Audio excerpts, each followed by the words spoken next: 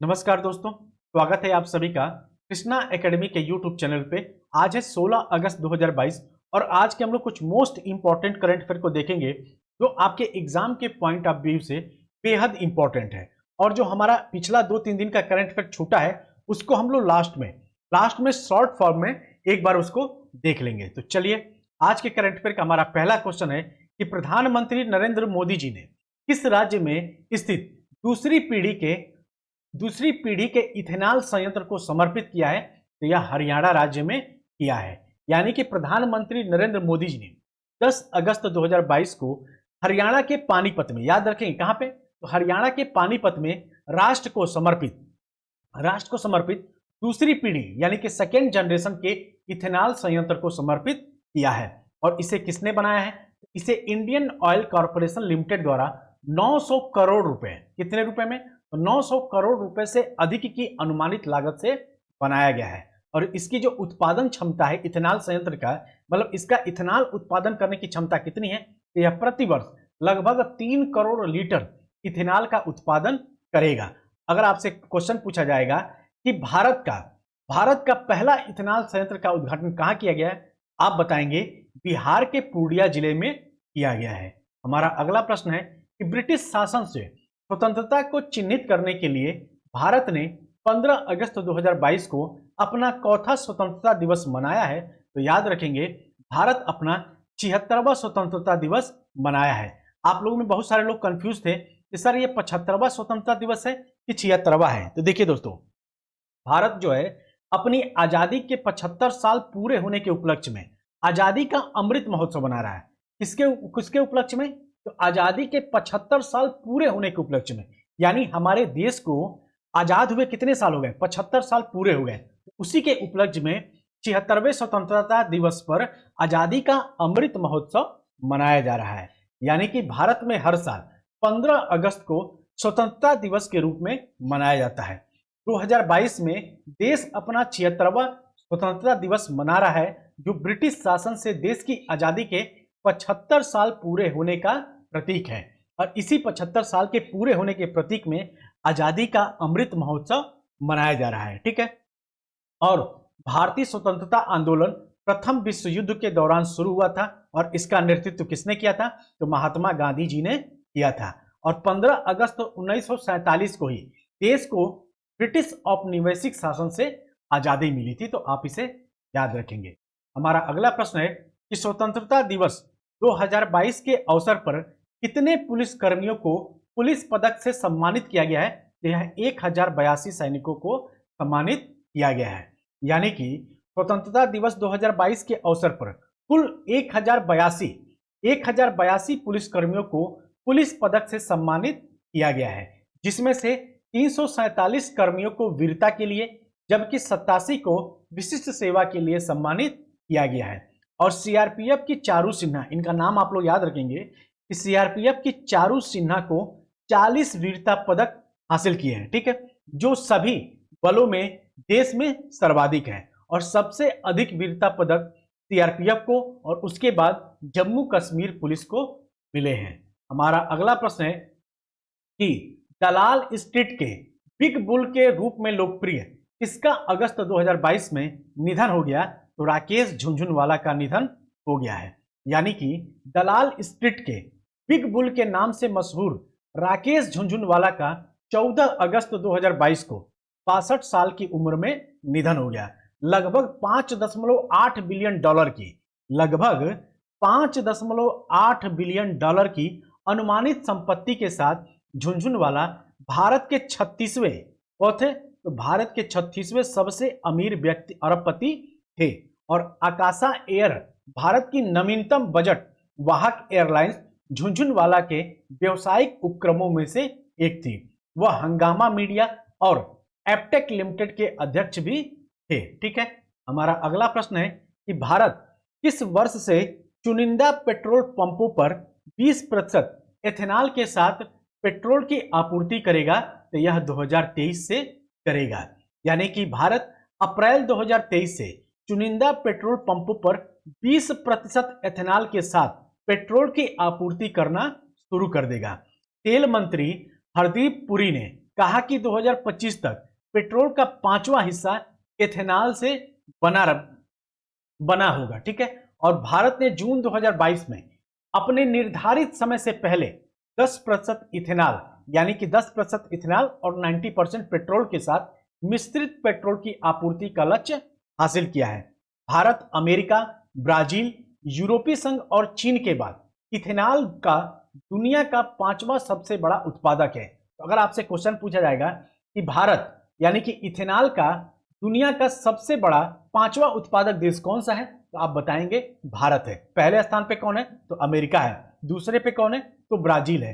तीसरे पे कौन है, तो यूरोपीय संघ है। आप इसे याद रखेंगे। हमारा अगला प्रश्न है कि किस दिन को विश्व अंगदान दिवस के रूप में मनाया जाता है। यह 13 अगस्त को मनाया जाता है, यानी कि दुनिया भर में प्रत्येक वर्ष 13 अगस्त को विश्व अंगदान दिवस के रूप में मनाया जाता है। इस दिन को मनाने का उद्देश्य अंगदान के महत्व के बारे में जागरूकता फैलाना और लोगों को इसके लिए प्रोत्साहित करना है।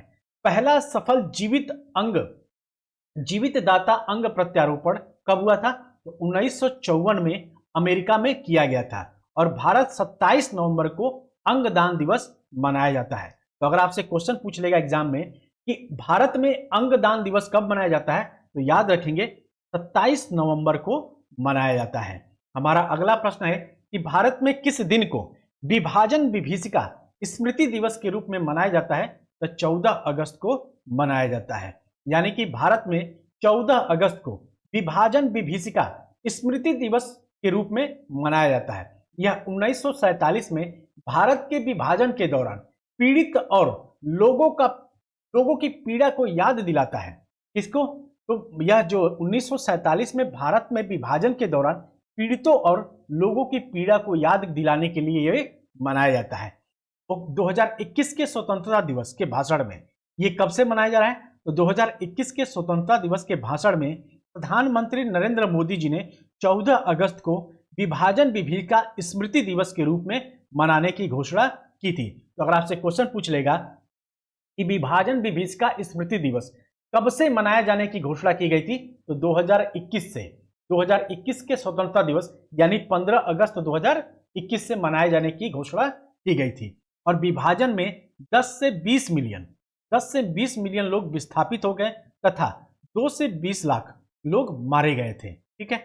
हमारा अगला प्रश्न है कि भारत ने रामसर स्थलों की सूची में कितने आर्द्र भूमि को जोड़ा है, जिससे देश में इन साइटों की कुल संख्या 75 हो गई है। तो भारत ने 11 आर्द्र भूमियों को जोड़ा गया है। देखिए पहले कितना था, तो 49 था, तो 5 जोड़ दिया गया तो कितना हो गया था, तो 54 हो गया था, ठीक। कितना हुआ था, तो 54 हुआ था। फिर उसके बाद से 54 होने के बाद 10 फिर जोड़ा गया था, तो कितना हुआ था, 64 हुआ था। फिर अब क्या हुआ, अब इस 64 में 11 नए स्थलों को जोड़ दिया गया। अब कितना हो गया है टोटल, अब हो गया है 75। यानी कि अभी एक ही महीने के अंदर में 3 बार ये चेंजेज हुए हैं।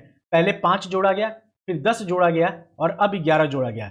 अब रामसर स्थलों की संख्या कुल कितनी है, तो 75 है। यानी कि भारत ने रामसर स्थलों की सूची में 11 नई आर्द्र भूमियों को जोड़ा है, जिससे देश में इन स्थलों की कुल संख्या कितनी हो गई है, तो 75 हो गई है।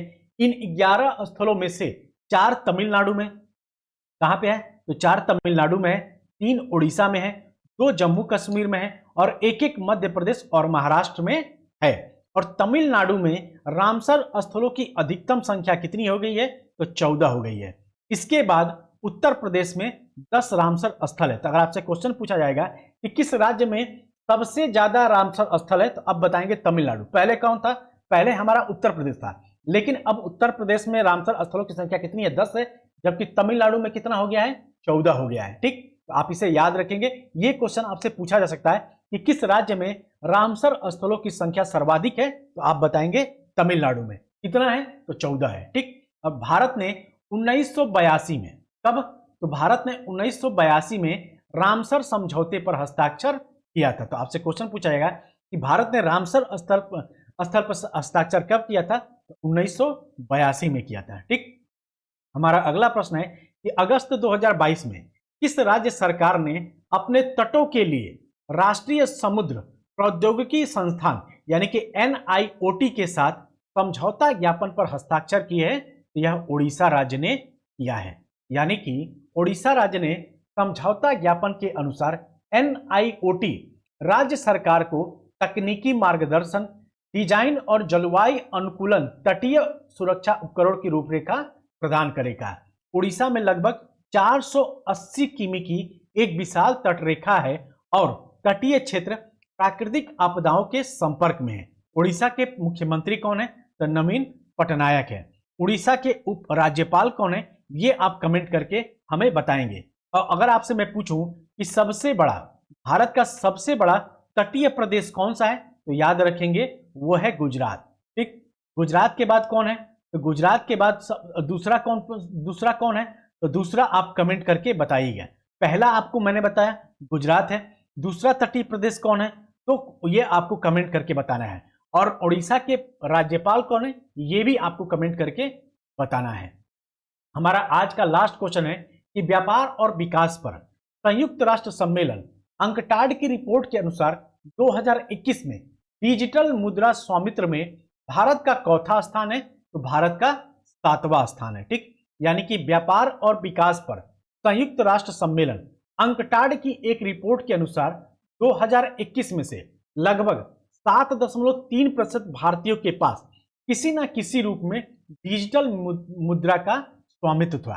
ठीक, लेकिन इसमें यह भी कहा गया है कि डिजिटल मुद्रा स्वामित्व के मामले में शीर्ष 20 देशों में से 15 विकासशील देश थे, जिसमें भारत अमेरिका से एक स्थान पीछे 7वें स्थान पर था। यूक्रेन इस सूची में सबसे ऊपर है, इसकी 12.7% आबादी के पास क्रिप्टो संपत्ति है। ठीक है, तो आप इसे याद रखेंगे। तो दोस्तों ये था हमारा आज का कुछ महत्वपूर्ण करंट अफेयर। ठीक, अब हम लोग जो 2 दिन का हमारा करंट अफेयर जो छूटा है उसको हम लोग शॉर्ट में रिवीजन कर लेते हैं। तो हमारा पहला प्रश्न है कि केंद्र सरकार ने 4 साल की अवधि के लिए RBI के केंद्रीय बोर्ड में 4 स्वतंत्र निवेशकों की फिर से नियुक्ति की है। इस सूची में कौन कौन है, तो याद रखेंगे सरकार ने इस सूची में सतीश के मराठे, S गुरुमूर्ति, रेवती अय्यर और सचिन चतुर्वेदी को अंशकालिक और गैर आधिकारिक निदेशकों के रूप में नामित किया है। हमारा अगला प्रश्न है कि T20 क्रिकेट इतिहास में 600 विकेट लेने वाले पहले खिलाड़ी कौन बन गए? तो ड्रेवन ब्रावो, इनका नाम क्या है? ड्रेवन ब्रावो। और ये कहाँ के हैं? ये वेस्ट इंडीज के खिलाड़ी हैं, तो आप इसे याद रखेंगे। हमारा अगला प्रश्न है कि भारतीय स्पर्धा आयोग यानी कि CCI ने किसके द्वारा अंबुजा लिमिटेड और ACC लिमिटेड में होल्सिम की हिस्सेदारी के अधिग्रहण के लिए अपनी मंजूरी दे दी है? तो यह अडानी ग्रुप ने दिया है। हमारा अगला प्रश्न है कि पावर ग्रिड कारपोरेशन के संचालन निदेशक के रूप में किसने पदभार ग्रहण किया है? तो यह RK त्यागी ने किया है। हमारा अगला प्रश्न है कि अगस्त 2022 में भारत की पहली सेलाइन वाटर लॉल्टेन रोशनी, जिसका नाम क्या है? हमारा क्वेश्चन क्या है कि अगस्त 2022 में भारत की पहली सेलाइन वाटर लॉल्टेन जिसका नाम है रोशनी, किसने लॉन्च किया है? तो जितेंद्र सिंह ने लॉन्च किया है। हमारा अगला प्रश्न है कि भारतीय एयरटेल के शेयर धारकों ने 1 फरवरी 2023 से 5 साल की अवधि के लिए कंपनी के MD के रूप में किसे पुनर्नियुक्ति को मंजूरी दे दी है? तो यह गोपाल विट्ठल को दिया गया है। हमारा अगला प्रश्न है कि भारतीय मौसम विज्ञान विभाग और जापानी सरकार और संयुक्त राष्ट्र विकास कार्यक्रम ने कितने भारतीय राज्यों और केंद्र शासित प्रदेशों में जलवायु कार्यवाही में तेजी लाने के लिए हाथ मिलाया है? तो यह 10 राज्यों के लिए मिलाया है। हमारा अगला प्रश्न है कि विश्व हाथी दिवस के अवसर पर केंद्र ने अगस्त्य मलाई, ये कहां पे है? तो अगस्त्य मलाई में एक और हाथी अभ्यारण्य की स्थापना की घोषणा की है। यह अभ्यारण्य देश का 32वां अभ्यारण्य क्या होगा? तो यह 32वां हाथी अभ्यारण्य हो गया। ठीक है, तो आप इसे याद रखेंगे। हमारा अगला प्रश्न है भारतीय अंतरिक्ष अनुसंधान संगठन इसरो ने किस नाम से 3D virtual space tech park launch किया है? यह स्पार्क नाम से, किसके नाम से? तो स्पार्क नाम से लॉन्च किया है। और ये इंपॉर्टेंट है, जितने भी करंट अफेयर 2 दिन में छूटा है उसका जो हम लोग शॉर्ट में रिवीजन कर रहे हैं वो सभी इंपॉर्टेंट क्वेश्चन है, उन्हीं का हम लोग रिवीजन करेंगे। हमारा अगला प्रश्न है कि कितने पुलिस कर्मियों को वर्ष 2022 के लिए जांच में श्रेष्ठता के लिए केंद्रीय गृह मंत्री पदक प्रदान किए गए हैं, तो यह 151 पुलिसकर्मियों को प्रदान किया गया है। ठीक है दोस्तों, तो ये था हमारा आज का कुछ महत्वपूर्ण करंट अफेयर, और आज से हम लोग करंट अफेयर की क्लास कंटिन्यू रखेंगे और आराम से वो दोस्तों पढ़ते रहिए। देखिए, वैकेंसी मत करिए आप लोग।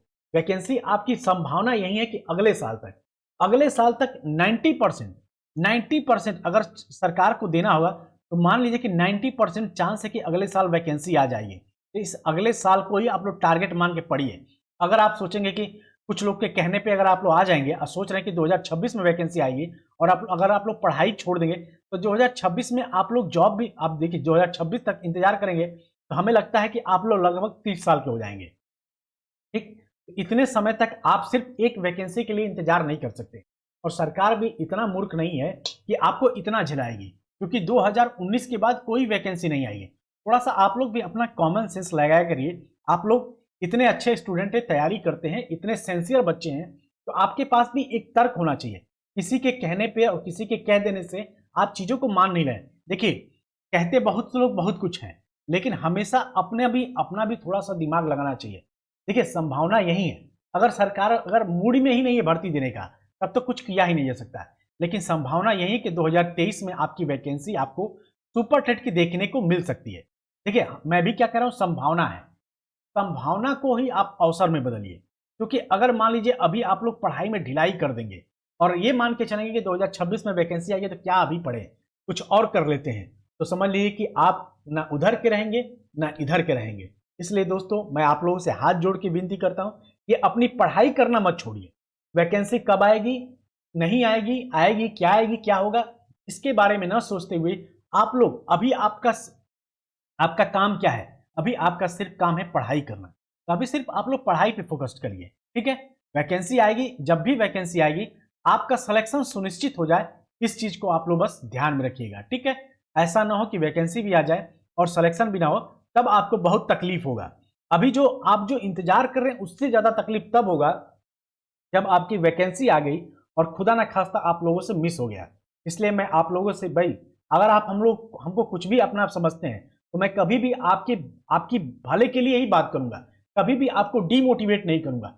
जो भी मेरा काम रहता है, मेरे एक टीचर का काम क्या होता है, एक टीचर का काम होता है कि बच्चे का हाथ पकड़ के उसको 0 लेवल से लेके ऊपर तक ले जाना। और एक देखिए, एक टीचर और एक पिता हमेशा यही चाहता है कि मैं जहां तक पहुंचा हूं, मेरा स्टूडेंट या मेरा बच्चा मुझसे आगे जाए। ठीक है, तो आप इस चीज को याद रखिएगा। तो मैं आपको बस मोटिवेट करने के लिए सब चीजें बताता हूं। और वैकेंसी लगभग, मैंने बताया कि वैकेंसी लगभग 2023 की संभावना पूरी है। आप लोग उसी को मेहनत करते हुए 5-6 महीने अपनी पढ़ाई में झोंक दीजिए। देखिए, अगर वैकेंसी नहीं मिलेगा, मान लीजिए कि रोजगार, सरकारी नौकरी नहीं मिलेगी, तो ऐसा तो है नहीं जीवन खत्म हो गया। बहुत सारे अवसर, अगर आपके पास नॉलेज है, अगर आपके पास आपने अच्छे से मेहनत करके पढ़ाई की है, अगर आपके पास किसी सब्जेक्ट में महारत हासिल है, तो आप कुछ भी कर सकते हैं, कुछ भी कर सकते हैं। अगर आप पढ़े लिखे हैं तो कुछ भी कर सकते हैं भाई साहब, कुछ भी। पढ़ाई लिखाई का बहुत अपना महत्व होता है दोस्तों। अभी मेहनत कर लीजिए ताकि आने वाला भविष्य, आने वाला 4 साल 5 साल की बाद आपकी जिंदगी सबसे बेहतर रहे। ठीक है दोस्तों, तो चलिए इसी के साथ हम अपने वाणी को विराम देते हैं। मिलते हैं अगले वीडियो में, तब तक के लिए बहुत बहुत धन्यवाद। जय हिंद, जय भारत।